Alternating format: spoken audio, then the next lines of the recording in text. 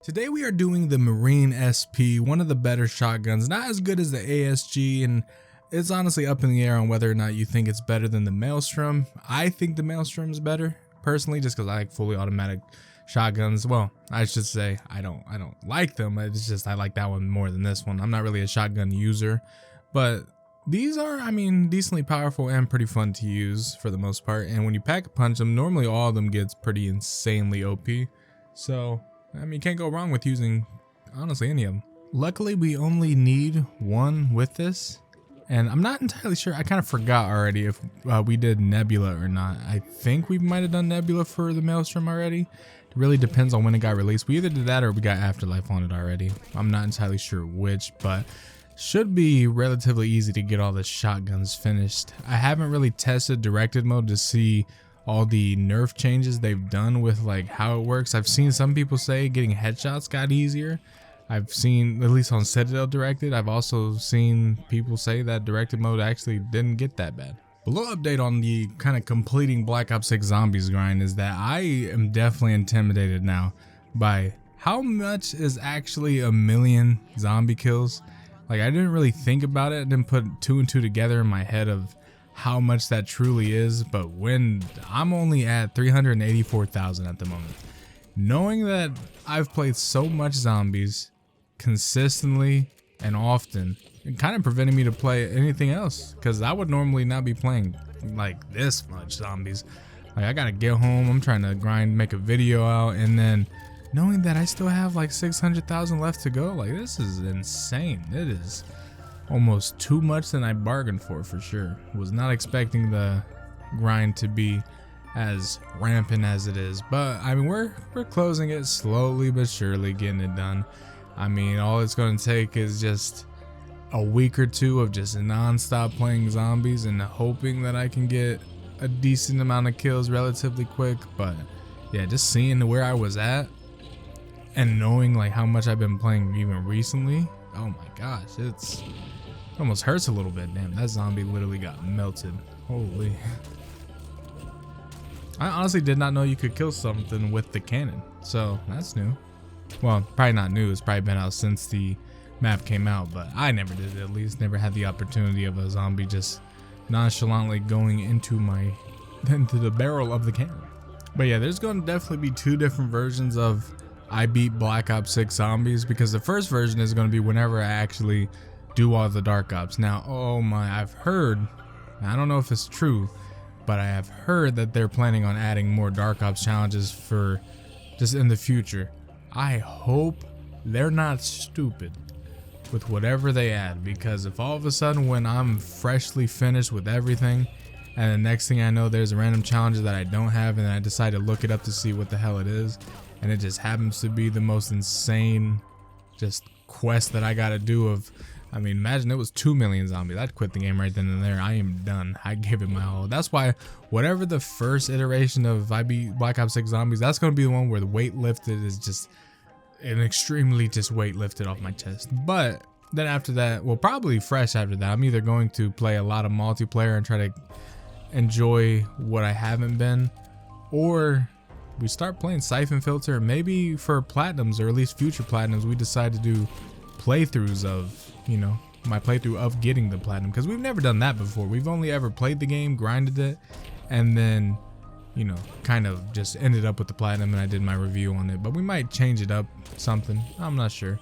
Like I said, January 23rd, I believe, is the day where the 100 day video challenge is officially over, and it's still up in the air on what I want to do consistently, because Sparking Zero held me over at the beginning of the challenge and actually helped quite a bit, but you know, the game kind of died. It's not fully dead, people still play it, but it definitely is not where it was at launch. I can tell you that for sure. It is not the same as it was when it first came out, especially this game as well. This game lost every player that they gained when Black Ops 6 dropped is gone. They lost all those players, which, I mean, can't really blame that on anything but themselves, honestly, because when it came down to it, they had the opportunity to fix the things people were asking for and they just didn't. So all in all,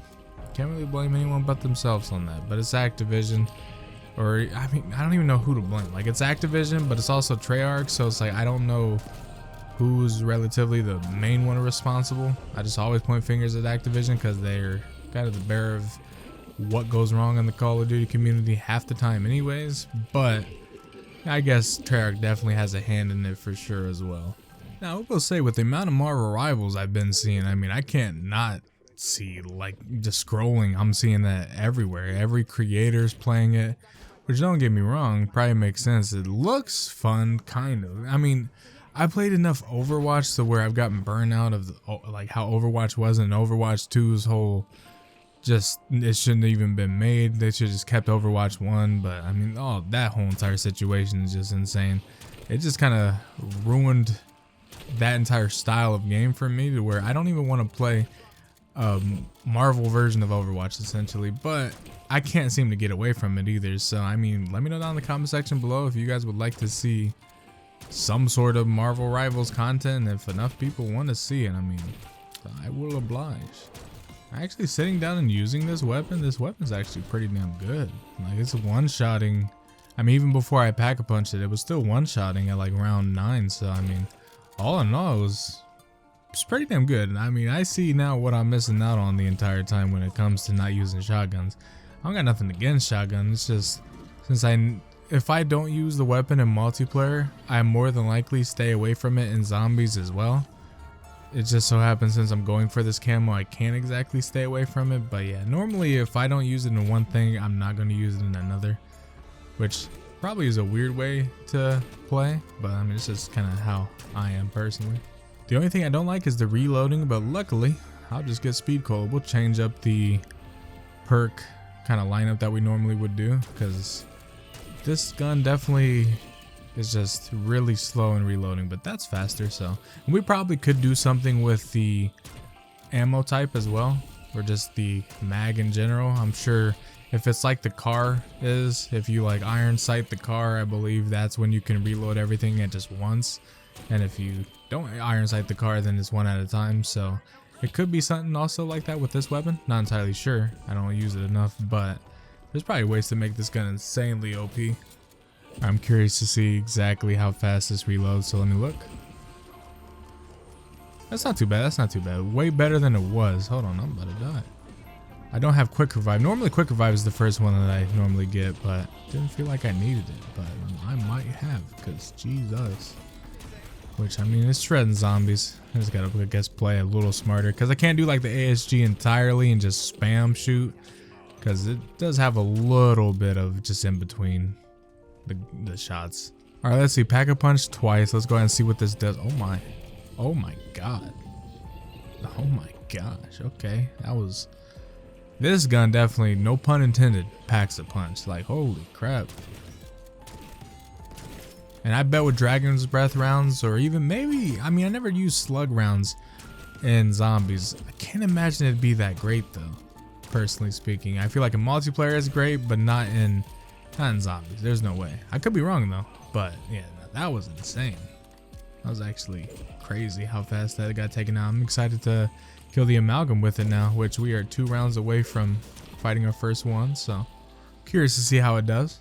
I figured by round 16 we're not even going to have enough to pack a punch 3 times, so we might as well just grab quick revive just so the health regen is a little bit quicker, because quick revive in my opinion is like probably #1 perk for me in the game personally, because it's just the augments that you can get with it. Not only does it increase your health regen, it also, you get the opportunity of having Dying Wish, which Dying Wish is the best thing that they've added into the game in general, just because quite literally, I mean, it makes quick revive OP, but you can make 3 separate mistakes that are fatal in your zombies run, and as long as you go grab quick revive again, you get to keep making those mistakes. Tag that on to self-res as well. Essentially, it's a way to get out of jail free card. You get to make a mistake with it, but also then you just get to essentially keep your self-res that in other ways you would probably end up not keeping your self-res and you would just be going down. But yeah, it's insane, and the invincibility that you do get lasts a decent amount of time that lets you get out of harm's way relatively easy. Now we have our amalgam. We're probably going to frenzied guard it just because, but I am curious how much damage this is going to do. So let's go ahead and look. Okay, well, it grabbed me. Hi. Oh shit. Oh shit. Okay. It's doing a lot of damage though. That's actually insane. Not even fully packed. Purple rarity though. But yeah, these zombies are kind of going crazy. Wait a minute. But yeah, that should be Nebula, right? There it is. Nice. Alrighty. Now, when I do decide to use the multiplayer, if I go for dark matter, it'll be fun to use Nebula on all these weapons. So that is a plus for getting these weapons Nebula. Because like I said, even for the ones, even though I'm not doing the launchers in multiplayer. There ain't no way. I ain't spending my time looking in the sky and trying to dink a UAV out the sky. Like, there is no shot I'm trying to do that. But let's go ahead and see what Nebula has in store for this, especially this variant. This variant of this weapon with Nebula on it might be the coolest one yet. Alright, I kind of saw a glimpse of what the gun's gonna look like, and goddamn, I'm really liking it. Like, look at this. I didn't even expect it. Oh yeah, this is gonna have a weird inspect to it, I think, right? Oh no, it's normal. Okay. Oh wait, no it's not. No it's not, but hold on. Can we get a nice thumbnail from that?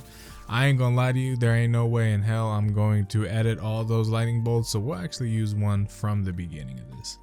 That does look really good though, especially with the eyeball. The aesthetic of this is decently nice, so. But let's go ahead and do our normal thing. Let's go ahead and make this as nebula as we can, and then go ahead and inspect it.